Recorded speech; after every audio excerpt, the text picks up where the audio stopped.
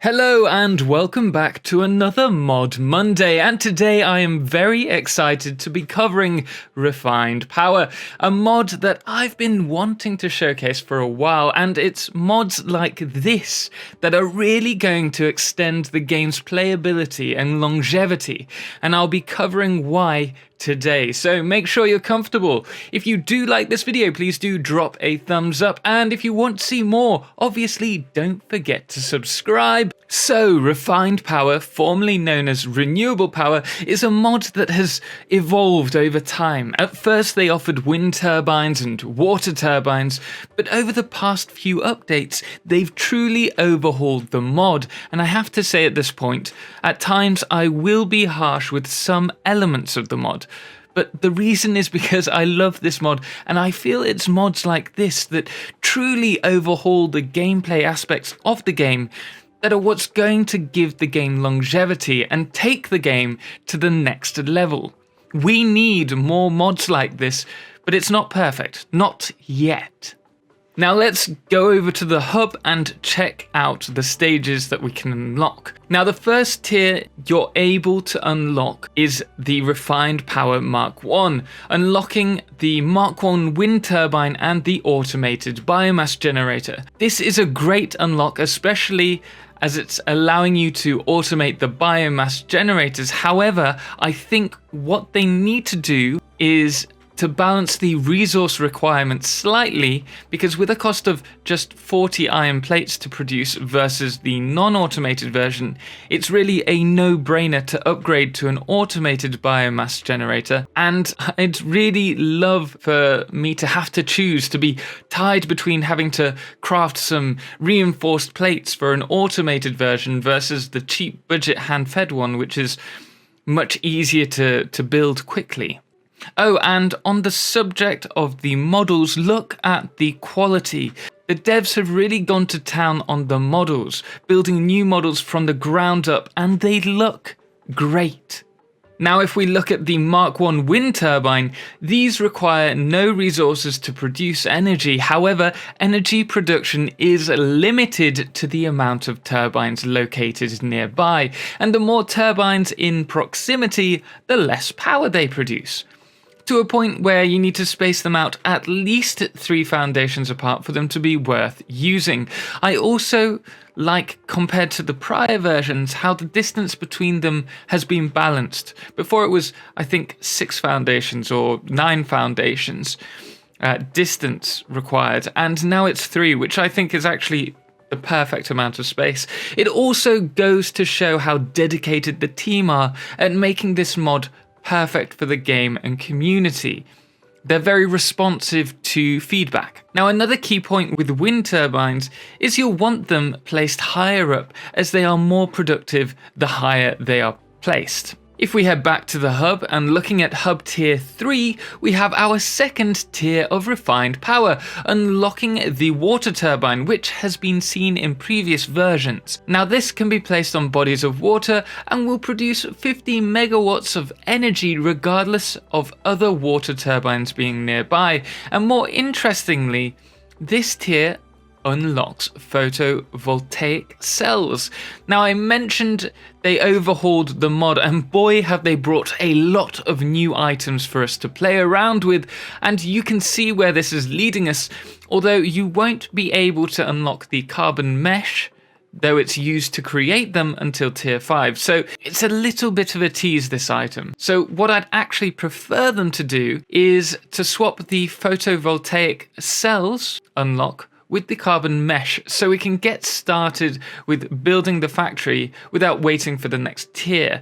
But regardless, they are worth the wait. Good things are definitely coming. The next tier to unlock is in tier 5, and here things start to broaden. We have carbon refining, unlocking the carbon mesh we need, as well as carbon dust and reinforced carbon. Here we can also unlock the Mark 2 and Mark 3 wind turbines, which look great, but note if you have any Mark 1 turbines within a Mark 2 or Mark 3's production radius, they will affect the production rate as well, which, to be honest, I think should be rebalanced. Maybe the smaller wind turbines in that radius should just be void of power production rather than them both losing efficiency. Now, the reason for this, for example, a Mark 1 turbine can produce a maximum of 30 megawatts. So having it near a Mark 3 should not decrease the Mark 3's production from 300 megawatts to 150 megawatts in my eyes. Now, I'm sure this is just a matter of them reusing the code. They obviously have a lot to work on,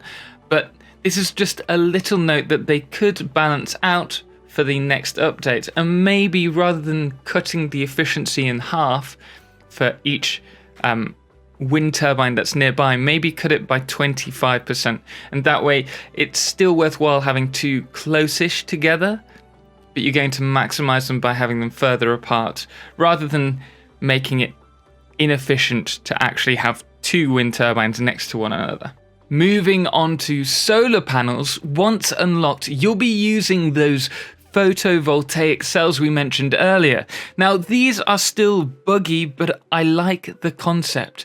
You're able to produce energy during the day and store X amount for use at night. However, you'll want to have it set to maintain less than 100 megawatts if you want it to charge the batteries for use at night. If you set it to 100 megawatts, the batteries won't charge. Also, on this, there is talk about the solar panels being able to charge usable batteries, which also seems like a really cool idea. So if this does happen, we may see a whole overhaul to batteries later on, which would be really cool. So I'm quite excited for that if they do go down that route. Moving on, with still a lot to cover, we have Refined Power Mark 4 in Tier 7. Now, this is where we go a bit bonkers with coolants and new liquids and items to produce. This adds a huge amount to the late game power with the options to create micro reactors, arc reactors, and with the 4 Tier 7 unlocks, the gigantic Dyson Sphere that will give us almost unlimited power. The reactors use advanced reactor cores, which are created by producing refined element 65 using element 65 and sulfuric acid. By the way, element 65 is a new resource they've added to the game, which you'll be able to harvest just like any other harvestable node. From the refined element 65, you'll need to produce unfiltered deuterium, which uses uranium, and from here it will become a liquid deuterium with the thanks of packaged water, then going on to become an advanced reactor core with the help of advanced reactor casing, which you will then need to deposit in the micro or arc reactor. Now, these generate no waste, which makes them a fantastic late game alternative to nuclear power. However, the process of manufacturing is arguably much simpler than nuclear, so this could also do with developing further. But I'm very excited as to seeing what they have in store for us. Now, for us to use the micro reactor, we will need to buffer a total of 100 advanced reactor cores. It's no small task, but certainly worth it, generating 1 gigawatt of energy. Now, moving over to the arc reactor, similarly, it requires a fuel buffer, but also coolant. Starting with coolant powder in the manufacturer, then adding water to create cloudy coolant, and then filtering it once more to create coolant. From here, connect it to the arc reactor and you'll soon activate the arc reactor. All in all, this seems a little bit on the easy side again, and it could do with balancing somehow. We need it to be as difficult, if not slightly more so, as producing nuclear power to balance the difficulty with the payoff, but it looks great and something I'm sure Tony Stark would be impressed by. Then, moving on, we have the final addition to the mod, which is the Dyson Sphere. Now, this is a great idea being used as a resource sink in exchange for power, but each time you load the items, you gain a level, and with each subsequent level, it unlocks an extra 250 gigawatts of power, up to a maximum of 1 terawatt. However, If you fail to input the items in time, you will fail and the Dyson Sphere will be reset a level. So late game, this is a great way to sync items in exchange for power, but it's only really applicable if you have a mega factory capable of supporting the Dyson Sphere. But at the same time, look how freaking cool this is. Also, in order for it to run, you do have to unlock all 4 stages and have sunk enough items for all 4 stages to start off with.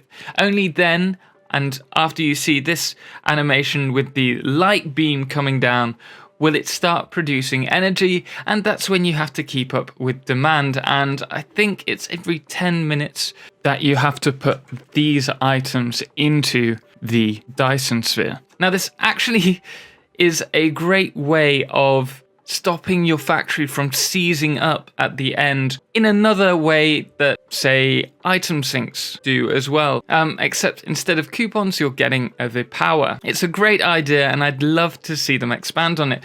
And this actually draws to a close the refined power mod. But to sum up, this is easily one of the best mods.